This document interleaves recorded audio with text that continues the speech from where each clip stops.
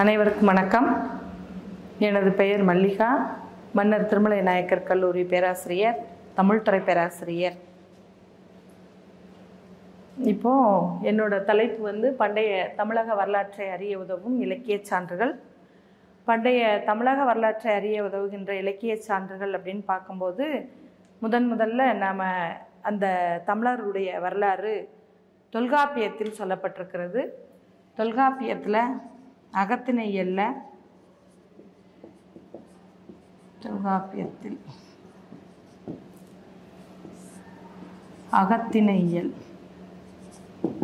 அகத்திணையியல்ல 31வது நூற்பா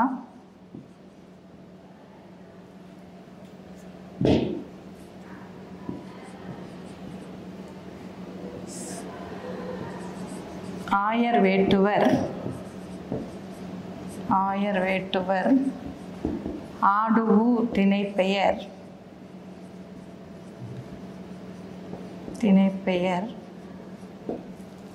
ஆவையின்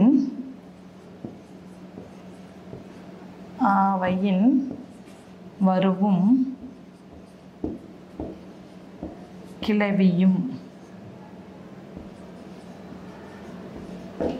என்ற நூற்பாவில் ஆயர் வேட்டுவர் பற்றி தொல்காப்பிய நூற்பாவில் சொல்லப்பட்டிருக்கிறது. இந்த ஆயர் வேட்டுவர் இருந்த செய்தி நம்ம தொல்காப்பியத்தில் பார்க்குறோம். இதுவும் ஒரு வரலாற்று செய்தி தான். அதுக்கப்புறம் 8 தொகை 10 பாட்டு என்று சொல்லக்கூடிய அகநானூற்றில் 8 தொகை 10 பாட்டு என்று சொல்லக்கூடிய அகநானூற்றில் வரலாற்று செய்தி அதிகமாக காணப்படுகிறது. இந்த அகநானூற்றில் என்ன செய்தி அப்படின்னு சொல்லி பார்த்தோம்னா, வடநாட்டில் பாடலிபுத்திரத்தை ஆண்ட நந்தர்கள் பகை நாட்டின் மீது போர் தொடுக்கின்ற பொழுது அவர்களுடைய விலை மதிப்பு அறியா செல்வங்களை ஒரு பகைவர்கள் கொள்ளையடித்து சென்று விடக்கூடாது என்பதற்காக ஒரு பேழையிலே வைத்து அந்த பேழையை கங்கை நதிக்கரையில் மறைத்து வைத்தார்கள் என்ற செய்தி அகநானூற்று பாடல்களிலே காணப்படுகிறது என்பதை நாம் பார்க்கிறோம். இதுவும் ஒரு வரலாற்று செய்தி. இன்னொரு வரலாற்று செய்தி அகநானூற்றிலே இருக்கின்றது. அதாவது மௌரியர்கள் தமிழகத்தை படையெடுத்த போது அவர்களோடு வடுகர்கள் துணை நின்றார்கள் என்ற செய்தியையும் நாம் பார்க்கிறோம். இன்னொரு செய்தி அகநானூற்றிலே வரலாற்று செய்தி என்னவென்றால், இமயவர்மன் சேர அரசன், நமக்கெல்லாம் புகழ்பெற்ற அரசனாக சேர அரசன், அவனை பற்றி தெரியும். அந்த அரசன் ஒரு என்னவென்றால் அவனுடைய அந்த புகழை நிலைநாட்டுவதற்காக அரபிக்கடலை கடம்பர்கள் கொள்ளையடித்து கொண்டார்கள். அந்த கடம்பர்கள் கடம்ப மரத்தை கொள்ளையடித்து வைத்திருந்தார்கள். அவர்களை விரட்டி அந்த கடம்ப மரத்தை பெற்று, காவல் மரமாகிய கடம்ப மரத்தை பெற்று அதை அவனுடைய வெற்றி முரசு செய்தான் என்ற செய்தியும் இந்த அகநானூற்று பாடலிலே நாம் பார்க்கலாம். இப்படி சங்க இலக்கியமாகிய 8 தொகை 10 பாட்டிலே அந்த பண்டைய தமிழக வரலாற்றை அறிய உதவக்கூடிய இலக்கிய சான்றுகள், வரலாற்று சான்றுகள் நிறையவே காணப்படுகின்றது. இது போக நம்ம புறநானூரிலே செய்தி காணப்படுகிறது. புறநானூரில் மன்னர்கள் ஆண்ட செய்தியும் காணப்படுகிறது. மன்னர்களுடைய வரலாறும் காணப்படுகிறது. அதிலே குறுநில மன்னர்களுடைய வரலாறும் காணப்படுகிறது என்பதை நாம் பார்க்கிறோம். இவை தவிர இந்த 10 பாட்டாகிய பொருணராற்றுப்படையிலும் வாணிகத்தினுடைய சிறப்பு மிக அழகாக காணப்படுகிறது. பொருணராற்றுப்படையில்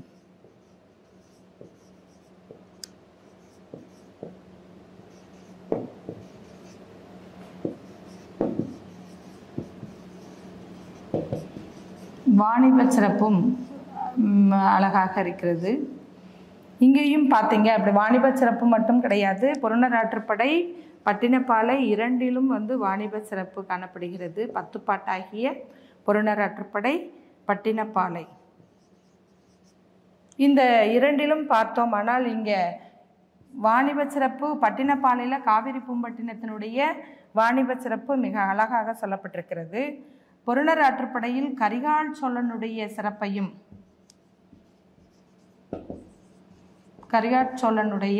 சிறப்பு பொருணர் ஆற்றுப்படையில் பட்டினப்பாலையில் வாணிப சிறப்பு.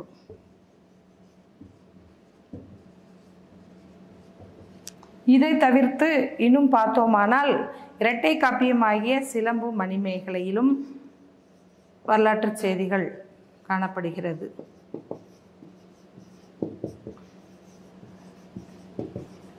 சிலம்பு மணிமேகலை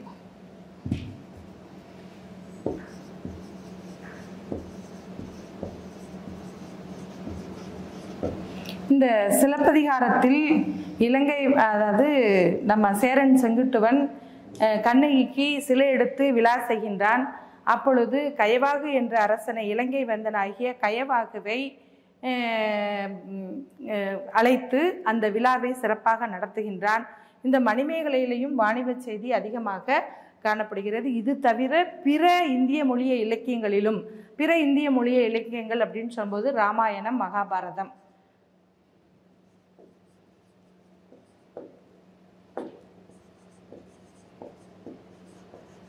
இவற்றிலும் மன்னர்களுடைய சிறப்பு காணப்படுகிறது. தமிழக மன்னர்களுடைய சிறப்பு காணப்படுகிறது. வரலாற்று செய்தி காணப்படுகிறது என்பதை நாம் பார்க்கிறோம்.